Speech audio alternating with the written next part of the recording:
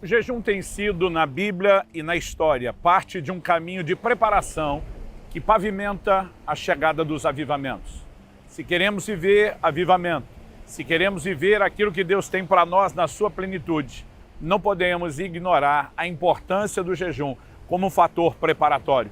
Esse é o assunto da nossa conversa hoje. Fique comigo e nos próximos minutos nós vamos entender melhor esse princípio bíblico.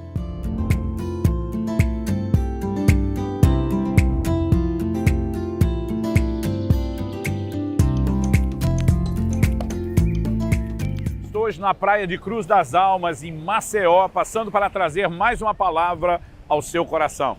No livro de Joel, no capítulo 2 e no verso 28, nós temos uma promessa, 28 e 29. E acontecerá depois disso que derramarei o meu espírito sobre toda a humanidade. Os sírios e as sírias de vocês profetizarão, os seus velhos sonharão, os seus jovens terão visões. Até sobre os servos e sobre as servas derramarei o meu espírito naqueles dias.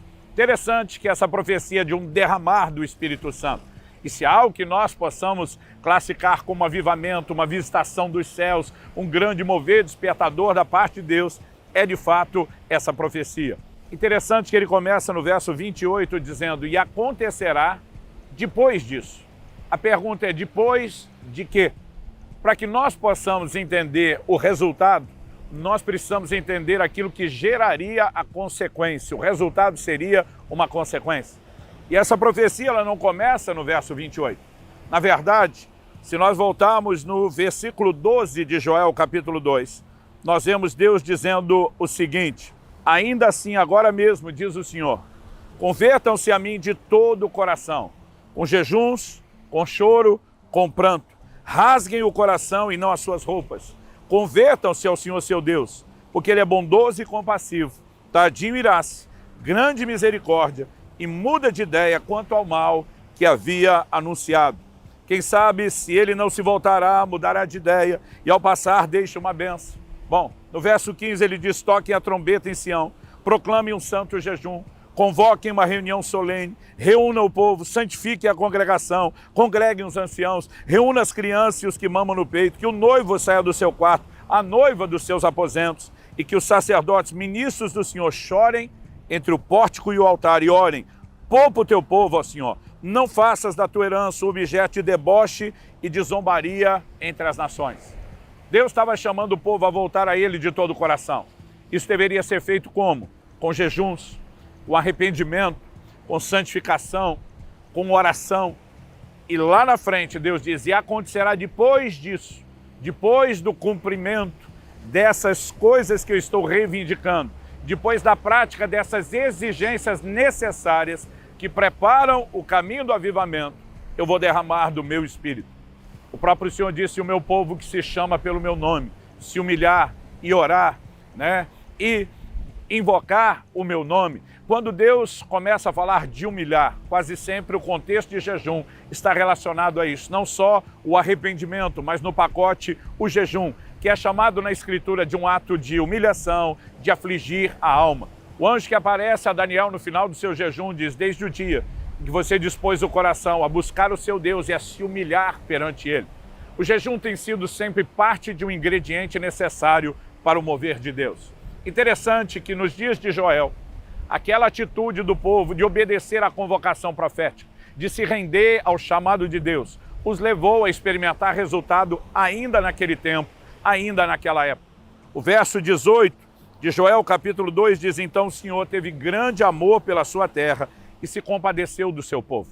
Aqui está falando de algo que aconteceu naqueles dias, não posteriormente, já naqueles dias. O que é que aconteceu? Verso 19, o Senhor respondeu ao seu povo, eis que lhes envio o cereal, o vinho, o azeite, vocês ficarão satisfeitos. No verso 23, Deus diz, filhos de Sião, alegrem-se, exultem no Senhor seu Deus, porque Ele lhes dará as chuvas em justa medida.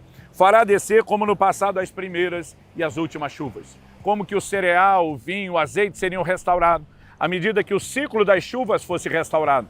A fome, a seca, a fome que era ocasionada pela seca, seria dissipada. Então Deus está dizendo, vou enviar como no passado, os ciclos das chuvas serão restaurados, as primeiras e as últimas. Qual era a diferença entre as primeiras e as últimas chuvas? As primeiras, chamadas também de chuva temporã, eram aquelas que vinham amolecer o solo, preparar o trabalho do arado, né, da terra ser arada, e facilitava a semente germinar. Mas depois havia um período de estiagem de vários meses, até que vinham então as últimas chuvas. As últimas chuvas vinham antes da colheita e elas eram responsáveis por preparar, né, a maturação, o desenvolvimento final do fruto, a multiplicação do fruto. Portanto, não se podia colher os frutos antes das últimas chuvas, e as últimas chuvas é que garantiriam uma grande colheita. Deus está dizendo, vou restaurar as chuvas. Resultado, verso 24, as eiras se encherão de trigo, os lagares transbordarão de vinho e azeite. 25, restituirei os anos que foram consumidos pelo gafanhoto. 26, vocês terão comida, ficarão satisfeitos e louvarão o nome do Senhor, seu Deus, que fez maravilhas em favor de vocês. Depois disso, no verso 28, Deus diz, mas não serão só chuvas naturais. Eu derramarei do meu espírito sobre toda a carne. As chuvas espirituais também virão. Qual era o propósito das chuvas naturais? Preparar a grande colheita. Qual é o propósito das chuvas espirituais? O mesmo.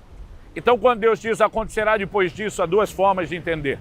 Primeiro, depois disso não agora, na nossa geração, nos dias que Joel está profetizando, mas no futuro.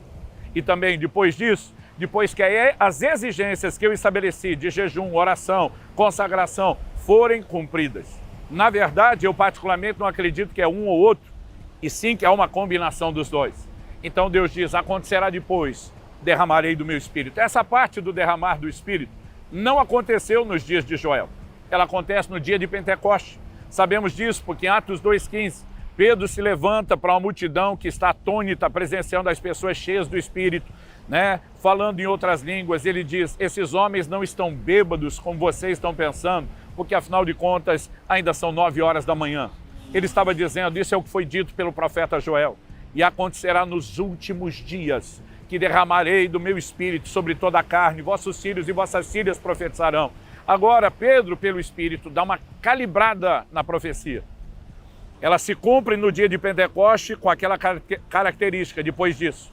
Mas agora Pedro está falando de um cumprimento não só no seu dia. Ele diz nos últimos dias. Forçosamente, o que se cumpriu em Pentecostes vai se cumprir de novo antes da vinda de Jesus. E eu e você precisamos entender que o maior derramar do Espírito Santo que essa terra já viu, ele, na verdade, será algo que precederá a vinda de Jesus Cristo.